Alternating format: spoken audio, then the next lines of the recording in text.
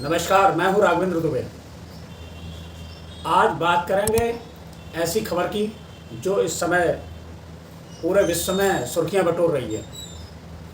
Twitter के पूर्व CEO Jack Dorsey, उन्होंने भारत सरकार पर आरोप लगाया है कि जब किसान आंदोलन दिल्ली के अंदर चल रहा था तब सरकार की तरफ से ट्विटर को बंद करने की धमकी दी गई थी। उनको कहा गया था कि जो पत्रकार किसान आंदोलन में सरकार की आलोचना कर रहे हैं, ऐसे अकाउंट्स बंद कर दिए जाएं, ब्लॉक कर दिए जाएं। अगर उनको ब्लॉक नहीं किया जाता है तो ट्विटर का दफ्तर बंद करा दिया जाएगा। जो ट्विटर के कर्मचारी हैं वहाँ पर छापे पड़ेंगे और उनको बंद करा दिया जाएगा। जैक डॉर्सी, जो ब्रेकिंग पॉइंट नाम के एक यूट्यूब चैनल को अपना इंटरव्यू दे रहे थे, जब उनसे पूछा गया कि आपने बहुत जगह काम किया, क्या कहीं ऐसा भी सामना करना पड़ा जहां कोई आपको परेशानी हुई, आपको धमकी गई हो, तो उन्होंने भारत का नाम लिया। उन्होंने कहा हाँ, ऐसा कई बार हुआ। भारत में ही देख लीजिए, किसान आंदोलन के दौरान ट्विटर हैंडल को ब्लॉक करने की कई सिफारिशें की गई। इसमें कई पत्रकार शामिल थे जो सरकार की आलोचना कर रहे थे। इस दौरान धमकी दी गई कि हम भारत में ट्विटर को बंद कर देंगे, हम आपके अधिकारियों के घरों पर छापे मारेंगे, अगर आप पालन नहीं करेंगे तो आपके दफ्तरों को हम बंद कर देंगे। उन्होंने कहा यह भारत एक लोकतांत्रिक देश है, ये उन्होंने अपने इंटरव्यू में कहा। उस दौरान कई आरोप लगाए थे, कांग्रेस ने आरोप लगाए थे और विपक्षी नेताओं ने भी आरोप लगाए थे, क्योंकि ट्विटर हैंडल, चाहे वो संयुक्त किसान मोर्चा का हो और कई नेताओं के ट्विटर हैंडल उस समय बंद कर दिए गए थे। अब ये जब मामला आया तो उसकी पुष्टि हुई। जैसे ये बयान आया तो विपक्ष के कई नेता, कांग्रेस सहित कई नेताओं ने हमला कर दिया। कांग्रेस ने कहा कि जब हमारे किसान अपने हक के लिए दिल्ली की सीमाओं पर बैठे थे, जब वो सर्दी गर्मी बरसात झेलते हुए अपने प्राण त्याग रहे थे, तब दिल्ली में बैठा डरपोक तानाशाह उनकी खबर को दबाने में लगा था। वो ट्विटर को धमकियां भिजवा रहा था कि किसान आंदोलन को दिखाया तो दफ्तर बंद करवा दूंगा, छापे मरवाऊंगा। सनद रहे, इस आंदोलन में 733 किसान शहीद हो गए और तानाशाह इनकी लाशों पर अपनी छवि चमकाने में लगा रहा। ये कांग्रेस के ट्विटर हैंडल से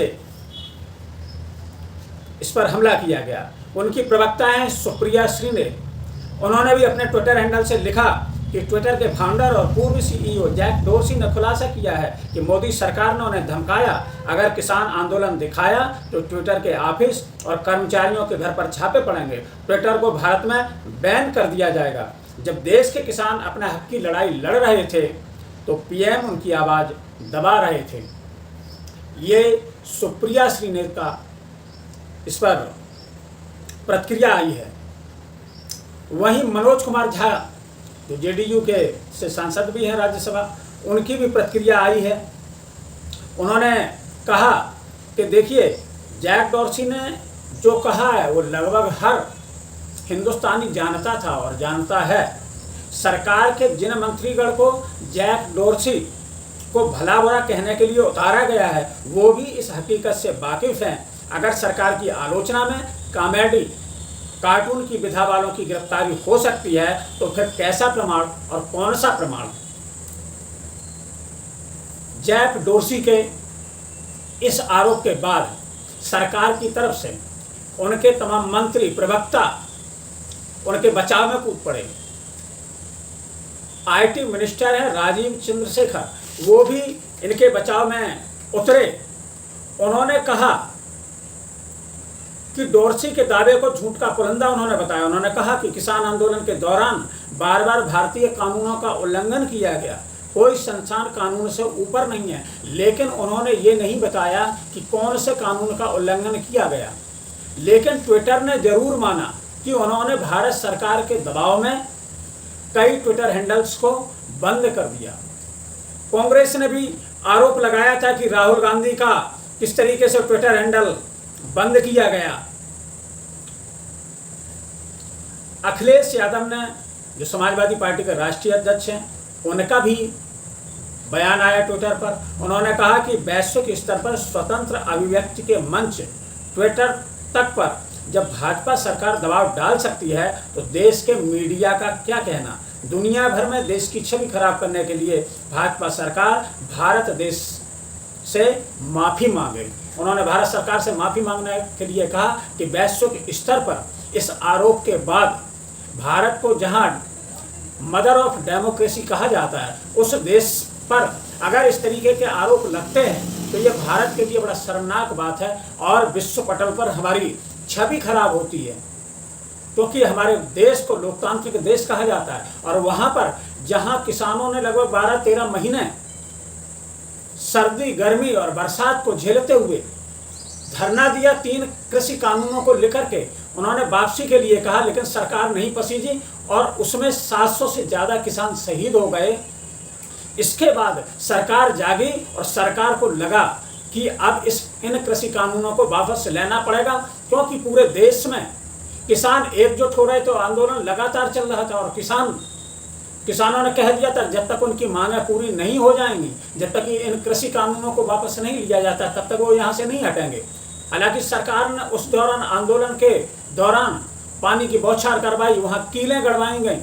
वहाँ पर जब ट्रैक्टर लेकर के एक रैली लाल किला तक गई, उस समय किसानों को काफ़ी बदनाम किया गया। उस समय ट्विटर से कह करके 1100 ट्विटर अकाउंट्स को बंद कर दिया गया।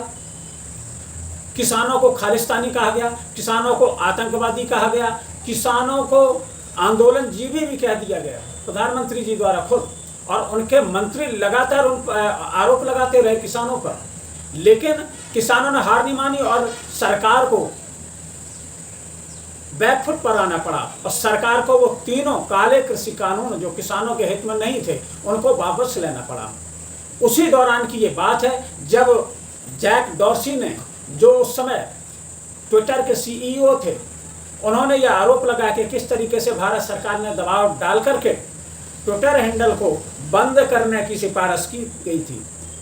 उसी दौरान की बात है जब रविशंकर प्रसाद मिनिस्टर थे और सरकार और ट्विटर के बीच तनातनी चल रही थी। उसी दौरान उनका मंत्री पद भी चला गया था। अभी कुछ दिन पहले की ही बात है जब स्मृति ईरानी अपने लोकसभा क्षेत्र, स्मृति ईरानी जो मोदी सरकार में मंत्री हैं, जब वो अमेठी में गई, एक पत्रकार ने उनसे कुछ सवाल पूछना चाहा तो वो नाराज हो गई। उन्होंने कहा आप सवाल पूछ रहे हैं, इसका मतलब आप इस क्षेत्र की जनता का अपमान कर रहे हैं। उस पत्रकार ने पूछा भी कि सवाल पूछना जनता का अपमान कैसे हो गया, लेकिन उन्होंने नहीं माना। उन्होंने कहा कि मैं आपके मालिक से बात करूंगा, आप दैनिक भास्कर से हैं। फिर दैनिक भास्कर का भी एक ट्वीट आ जाता है, उन्होंने कहा कि ये हमारा एम्प्लॉय नहीं है, लेकिन बहुत सारे स्टिंगर रख लिए जाते हैं जो शायद उस पत्र को पता नहीं होता, जो समाचार पत्र है। वो शायद डिजिटल फॉर्म में उसमें काम कर रहे थे। अगले दिन उस विपिन यादव नामक पत्रकार की नौकरी चली गई। ये वो सरकार है जहाँ तानाशाही इस दौर से गुजर रही है कि आप अगर अपनी बात कहना चाहते हैं तो आप सवाल नहीं पूछ सकते हैं। 9 साल हो गए हैं प्रधानमंत्री जी को, दूसरा कार्यकाल भी खत्म होने वाला है और 2024 के लोकसभा चुनाव आने वाले हैं, लेकिन प्रधानमंत्री जी की आज तक कोई प्रेस कॉन्फ्रेंस नहीं हुई। ये भी एक रिकॉर्ड है। और जितने भी प्रधानमंत्री आज तक देश में हुए, उन्होंने कोई बड़ा मुद्दा होता था, कहीं विदेश जाते थे तो बताते थे कौन कौन से समझौते हुए, किस मुद्दों पर बात हुई, किन मुद्दों पर सहमति बनी, क्या व्यापारिक स्थिति दोनों देशों के बीच रहेगी। या भारत में कोई बड़ा काम होता था तो प्रधानमंत्री पत्रकारों के बीच आकर के अपनी बात रखते थे, लेकिन इसमें ऐसा नहीं हुआ। ये ऐसा दौर है जहां गोदी मीडिया गलत बात को भी सही करके पेश कर रही है सरकार की। ऐसे में दिक्कत ये बन रही है कि मीडिया को चाहिए ताकि वो बात करती कि सरकार को उसके वादे याद दिलाती, सरकार को बताती कि उसने विकास का ये वादा किया तो वो विकास का वादा पूरा नहीं हुआ, लेकिन ऐसा नहीं हुआ। BBC ने एक डॉक्यूमेंट्री बनाई गुजरात दंगों के ऊपर, और गुजरात दंगों पर जब डॉक्यूमेंट्री बन गई तो सरकार ने उसको बैन कर दिया, क्योंकि वो डॉक्यूमेंट्री गुजरात में जिस समय नरेंद्र मोदी जी वहाँ के मुख्यमंत्री थे उस दौरान की नरसंहार की वो डॉक्यूमेंट्री थी। सरकार नहीं चाहती थी, लेकिन तब तक वो काफ़ी प्लेटफॉर्म पर चली भी गई थी, लेकिन सरकार ने उसको बैन कर दिया। बैन करने के बाद BBC के दफ्तर पर छापे पड़े, रेड पड़ी, और जो सरकार से हो सकता था उसको परेशान करने का वो सरकार ने वो किया।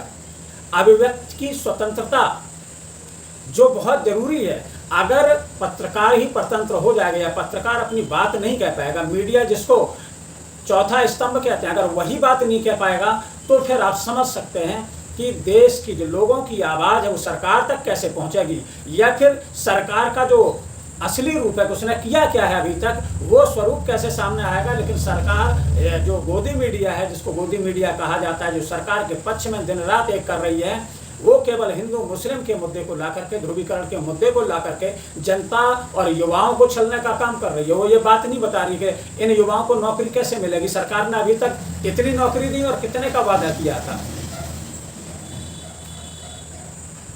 अमिश जो अभी 28 जनवरी 2021 को टाइम्स ऑफ इंडिया में एक खबर छपी कि 28 जनवरी 2021 को ट्विटर हैंडल से कई नेताओं के और संयुक्त किसान मोर्चा के हैंडल को सस्पेंड कर दिया गया, क्योंकि उससे लगातार सरकार के ऊपर आरोप तो लगेंगे जब आंदोलन चल रहा है। तो सरकार नहीं चाहती थी, सरकार आज के दौर में चाहती है कि वो लोग हों जो सरकार की उपलब्धियों की मुनादी करें, सरकार की जो उपलब्धियां हैं उनकी मुनादी करें। सरकार ऐसा सिस्टम बनाना चाहती है जहां सरकार की चापलूसी करने वाले लोग हों, आलोचनात्मक रुख रखने वाले पत्रकारों या दूसरे ऐसे लोग जो सरकार से विरोधाभास रखते हैं, ऐसे लोगों को किसी भी तरीके से उनकी बात आगे ना पहुंचे। ऐसे लोग अगर ज़्यादा करते हैं तो उनको गिरफ्तार भी किया जाए। बहुत सारे पत्रकारों को इस तरीके से गिरफ्तार किया गया। जब उन्होंने मिड डे मील की उत्तर प्रदेश में खबर चलाई तो उन पत्रकार को जेल भेज दिया गया। ऐसे कई पत्रकारों के साथ इस तरीके से सरकार ने किया। अब जब जैक डॉर्सी का जो ये सनसनीखेज आरोप भारत सरकार पर लगा है, मोदी गवर्नमेंट पर लगा है, तो सरकार इस समय असहज स्थिति में आकर के खड़ी हो गई है। अब वो करे तो करे क्या। इसके लिए कांग्रेस की प्रवक्ता सुप्रिया श्रीनेत ने आरोप लगाया कि अगस्त 2021 में राहुल गांधी का ट्विटर हैंडल ब्लॉक किया जाता है। अगले 6 महीने तक उनकी फॉलोअर ग्रोथ खत्म कर दी जाती है। फरवरी 2022 में जब WSJ में यह खबर चलने वाली है कि उनका फॉलोअर नहीं बढ़ रहे हैं, तुरंत शैडो बैन हट जाता है और फॉलोअर बढ़ने लगते हैं। ट्विटर ने अकाउंट ब्लॉक करने का काम मोदी सरकार के कहने पर किया था।